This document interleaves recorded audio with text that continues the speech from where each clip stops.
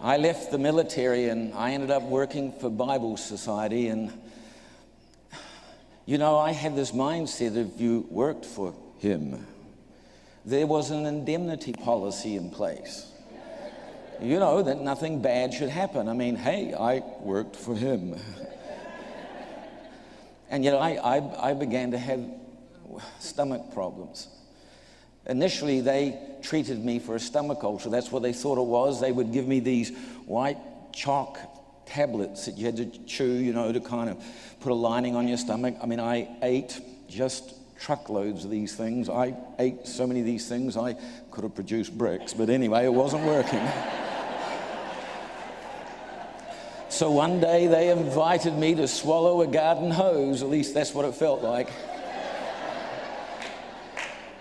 And they shoved this thing down inside me, and within 72 hours, I was on the operating table and lost half of my stomach to gastric carcinoma. It just happened so quickly. I began now to seek healing with a passion. Any ministry that got down to New Zealand or Australia, I got them to pray for me. I was a desperate and a dying man. And then in 1994, I underwent major 10-hour reconstructive surgery where they took away virtually all of my stomach. And it's difficult to describe you pain so terrible that your systems shut down. My princess would say my eyes would just roll back in my head and I would wake up back in hospital. There were dark days. Wherever we heard God was doing something, I went there. I went to Brownsville, Pensacola, because there was a revival going on. I went there 5 times. Had every major person lay hands upon me and pray for me. I went to Toronto because I heard wonderful, weird things were going on there and got prayed for. I went to Bogota, Colombia, South America, because there was just an amazing move of God going amongst the house church movement. I went to Sao Paulo, Brazil, where there was a huge prayer rally on. I had Yonggi Cho lay hands on me. And you've heard of him. He's got a couple of people in his church. Well, he prayed for me.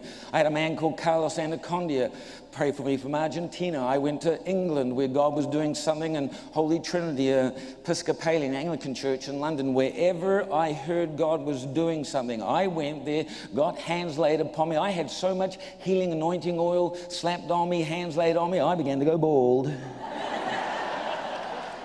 least that's my excuse. Not sure. Anyway, and yet I just seemed to get sicker and sicker and sicker. And talk about God just directing our paths that we might be at a place at a time such as this. This is what happened. A man from your nation, a Methodist minister, was in England and saw an evangelism tool that a friend of mine had created during one of my visits to Brownsville, Pensacola. I became friends with a Pentecostal, tongue-talking Messianic Jew from Richmond, Virginia, who was an Episcopalian priest in London. If you can follow that, you're doing really well. His name was Joseph Steinberg. He grew up in a traditional Jewish family in Richmond, Virginia. And he had accepted Yeshua, Jesus was Messiah. And his family ostracized him. His father's response was, "My son is dead, he no longer exists." And for 8 years, his father never talked to him. And his church in Richmond sent him to England as a missionary with Jews for Jesus. So he's working on the streets of London amongst the Jewish community as a missionary with Jews for Jesus. Ends up going through Trinity Theological Seminary, comes out the other end, an Episcopalian priest. So you now have a tongue-talking Messianic Jew from Richmond who's an Episcopalian priest in London with the weirdest of accents. And he had created an evangelism tool that used the millennium to point people to Jesus. It was called Y2000. And this man saw this tool being used in England and approached Joseph and said, I'm running a conference in Pensacola, Florida, a Methodist ministers conference, and I want you to come and you can launch this evangelism tool at the conference. I'd like to see this evangelism tool being used in some of our churches. The problem was I owned the license to distribute this product in a number of countries, including Canada and America. And I was now so sick that most days I was bedridden. I was weighing less than 70 pounds. I was a walking skeleton, gaunt and thin. I was living on a little bit of rice or a banana every couple of days simply because I knew I needed fuel. For every time I ate, it was indescribable agony. And so what we decided to do is that we would fly Joseph back into his homeland, and he would do the presentation on my behalf, since I owned the distribution license for the US. And at the last moment, I decided I wanted to be there. This was a dying man's wish. We were just about to make arrangements for me to go into hospice for the last of my days. I was in the final weeks of my life. And my heartbeat was, what a better place to die, to be amongst fellow ministers of the gospel than in hospice getting pumped full of pethidine every day. In fact, in the last 6 months before the miraculous event happened, there was not a single 5-day period where I was not being rushed to clinic for shots of pethidine or morphine. In the last 9 months before the event happened, there was not a single month where I was not readmitted to hospital for a week or two because I've either lost too much blood or had a bad turn or become unstable. And my wife went through her own agony to release me. There was a lot of discussion, as you can imagine, amongst the medical profession, and finally my wife agreed that I could go as long as I took somebody with me. So a carer had to travel with me. He was a friend, he paid his own way, and his job was to carry my suitcases and to look after me and to bring my body back to New Zealand. For I was not expected to live for the duration of this marketing launch of this evangelism tool. When we flew out of Auckland, New Zealand in May of 1999, it was a very emotional farewell. My little boys were not expecting to see Daddy alive again. My wife was not expecting to see her husband alive again. We did not tell the airlines how sick I was. They would never have let me on the flight. I did not have insurance. In fact, when we boarded the flight that day, it must have looked really weird, for my traveling companion was right up behind me, holding me up by my elbows. We kind of, two of us together like this, and just handed over the seat, and he kind of held me up and collapsed into the seat. And the journey from New Zealand to Florida was just a nightmare for me.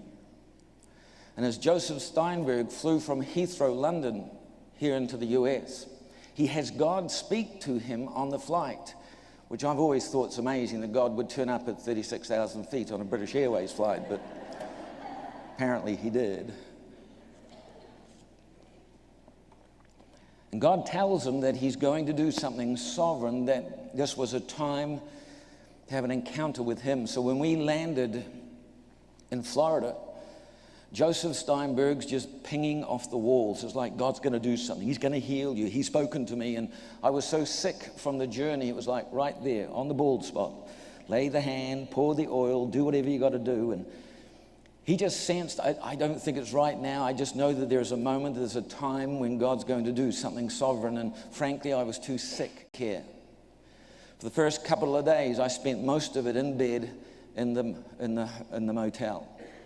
There was some debate about whether, in fact, we should get the paramedics in, and I was so poorly. And then finally on the Wednesday, I think it was time for Joseph to do the presentation on this evangelism tool just after the lunch break.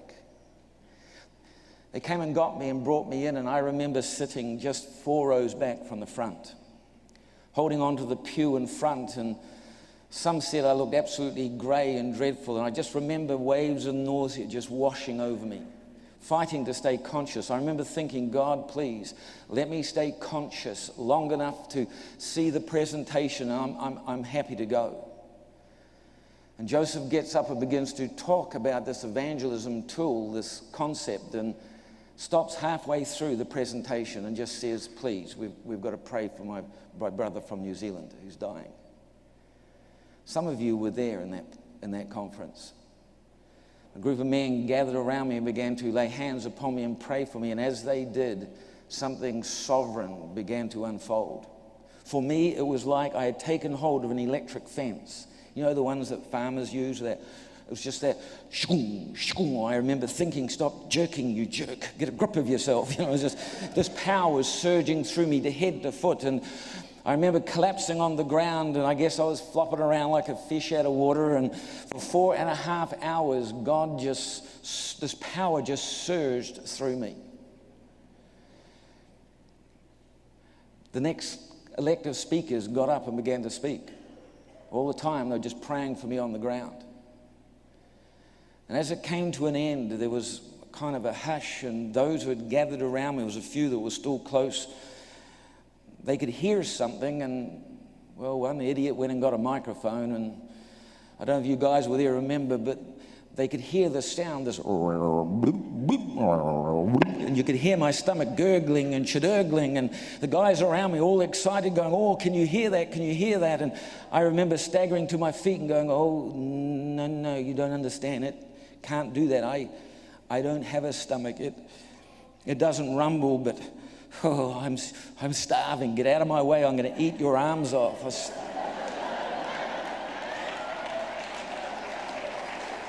I became aware of a phenomenon that you would take for granted. You know, your tummy's empty, your body releases gastric acid, rumble, rumble. I'm hungry, I need to eat. I had not experienced that in 10 years. I ate a little bit of rice or a banana every couple of days because I needed fuel, but this overwhelming sense I was starving. Well, it was 6 o'clock and supper was ready, and so we all moved into the fellowship hall, and I'll be honest with you, I'm at the front of the crowd. It's like, food, I can eat. I got there with my tray, and I looked down and, oh no. Now, the meal this night was Southern fried chicken. It was just floating in grease. You could see those little critters doing breaststroke in the grease. There was this other stuff that looks like baby vomit. It's called grits. It's just horrible.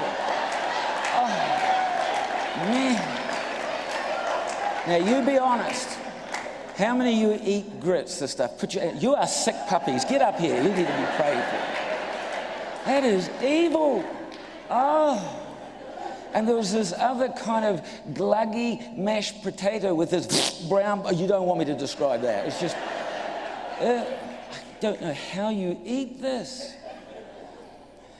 Now, a battle's going on because, see, my brain is going, don't you eat that. 6 months earlier, I'd had an outing with my two sons. We'd gone to KFC, you know, and I'd eaten a bit of KFC. It put me in hospital for a week. My body could not handle the greasiness of KFC. And my brain's going, don't you eat that. Because stomach's going, full, eat, now, in here, now. Don't you touch that, eat. Don't you touch that, eat. This battle's going on. And as I'm wrestling with this, I hear God speak to me.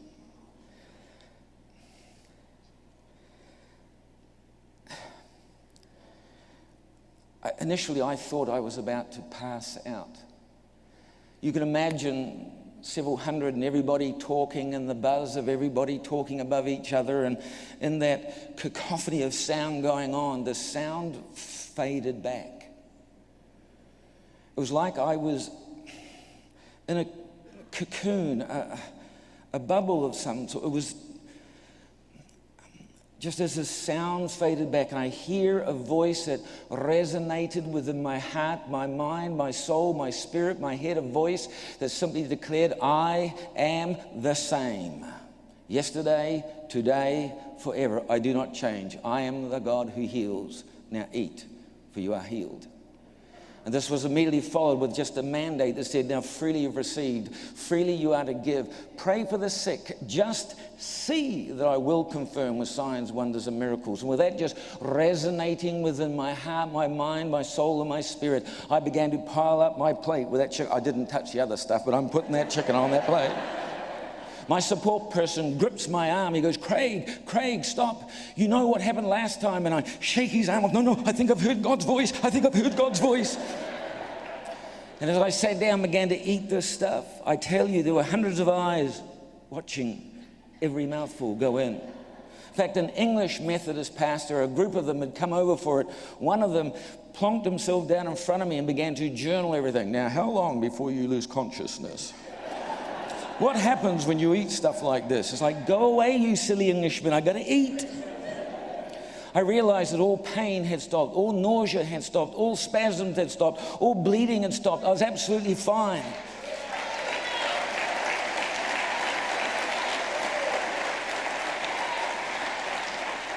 I ate this massive meal of greasy southern fried chicken. I grabbed Joseph and that Englishman and my support person. We rushed down to McDonald's. I had a Big Mac meal as well. That was awesome. I got home to New Zealand some 6 weeks later, and I'd put weight on. I could eat anything. I made an appointment to see my gastroenterologist, and I sat down with him and I said, man, I've been healed. Something's happened. And this man's looking at me and he's going, well, you do look a lot better when I last saw you. We need to check this out. I think we need to do some scans, and I'd like to do a gastroscopy and a colonoscopy, and we'd like to... I said, that'll be fine as long as you don't use the same tube for both. Well, you don't know. You're asleep. How do you know? You just whip it out, wipe it under his arm, shove it down your throat. You're asleep. I have nightmares, of a man in a green suit chasing me with this thing, No, not really.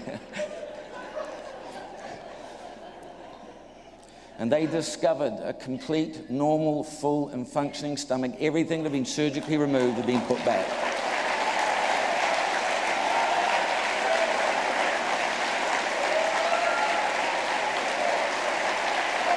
Nothing is possible for God. Nothing is impossible for God. I don't understand it all. I just know that nothing is impossible for God. What do you do when you've had an extraordinary miracle? Do you know this is the 10th anniversary this year. May the 4th, 1999. I was miraculously, sovereignly, recreatively healed. And I am still, 10 years later, still coming to terms with just this incredible thing that has happened.